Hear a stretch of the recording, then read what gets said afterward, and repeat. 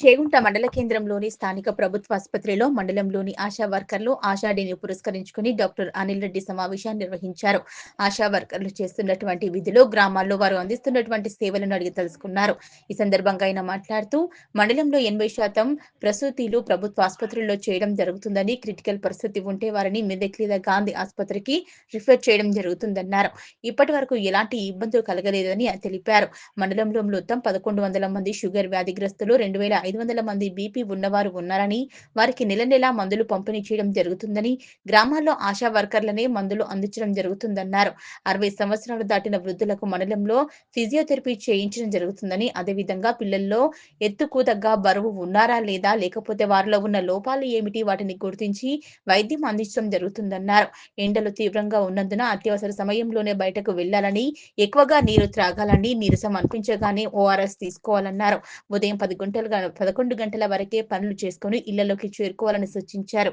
ఈ కార్యక్రమంలో వైద్యాధికారి doctor Anil Reddy, doctor Mudana, MLHP Manohar, CHO Sampathi, Haneenuddin, PHN Malleswari, supervisor Padma, staff నర్సులు నీలిమ, అనిత, వివిధ గ్రామాల ఆశా వర్కర్లు పాల్గొన్నారు.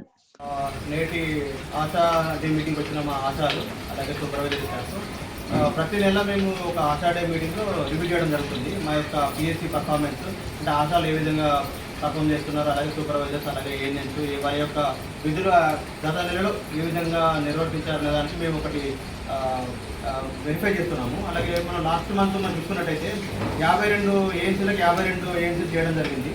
అలాగే టార్గెట్ పరంగా మొత్తము మనకి 80% డెలివరీలు గవర్నమెంట్ హాస్పిటల్లో చేయడం జరిగింది.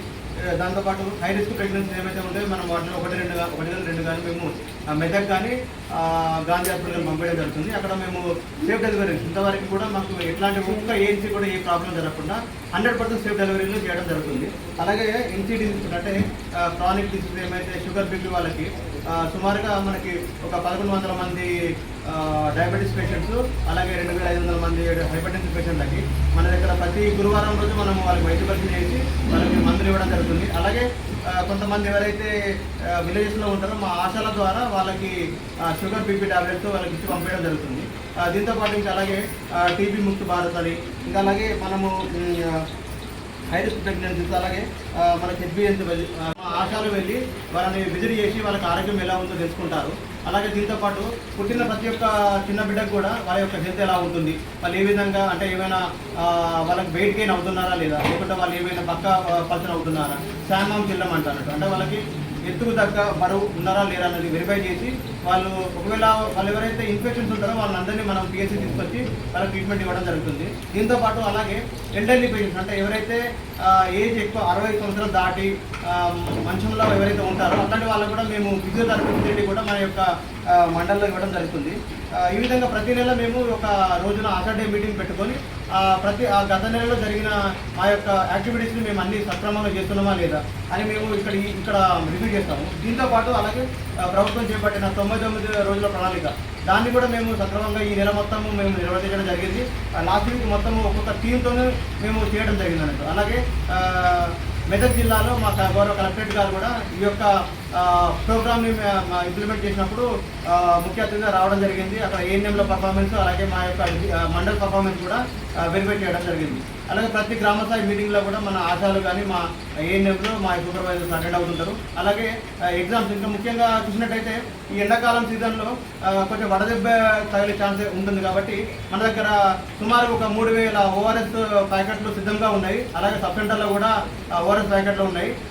ఒకవేళ ఎవరైతే నీరసంగా ఉంటారో వడదెబ్బ తగిలినట్టయితే మా ఆశా దగ్గరికి కానీ మా ఏఎన్ఎం సబ్ సెంటర్ దగ్గర వచ్చినట్టయితే వాళ్ళకి మేము ఓఆర్ఎస్ ప్యాకెట్లు అందించడం జరుగుతుంది. ఓఆర్ఎస్ తీసుకున్న తర్వాత కూడా ఒకవేళ ఆ నీరసం తగ్గకుంటే మన పిఎస్సీకి వస్తే మేము వైద్యం చేసి వాళ్ళకి బీపీ చెక్ చేసి వాళ్ళు ఎలా ఉన్నారు, స్టేబుల్స్ వైటల్స్ బాగున్నాయా లేదా చూసి మేము వాళ్ళకి ట్రీట్మెంట్ కూడా ఇవ్వడం జరుగుతుంది. ఒకవేళ రికవరీ అవ్వకుండా మేము వెంటనే అంబులెన్స్ పిలిచి దగ్గర ఉన్న డిస్ట్రిక్ట్ హాస్పిటల్ కానీ లేకుంటే మన తూప్రాన్ సిఎస్సీ కానీ పంపడం జరుగుతుంది. ఈ విధంగా అంటే ఎక్కడ ఏ పేషెంట్కి ఏ వడదెబ్బ తగిలినా ఇమీడియట్గా మా యొక్క దృష్టికి తీసుకొచ్చినట్టయితే మేము వాళ్ళకి సకాలంలో వైద్యం అందించి ఏ ఒక్క మనిషికి కూడా మన మండలంలో ఇబ్బంది అవ్వకుండా మేము ఒక ప్రణాళిక ప్రకారం చేసుకుంటున్నాము.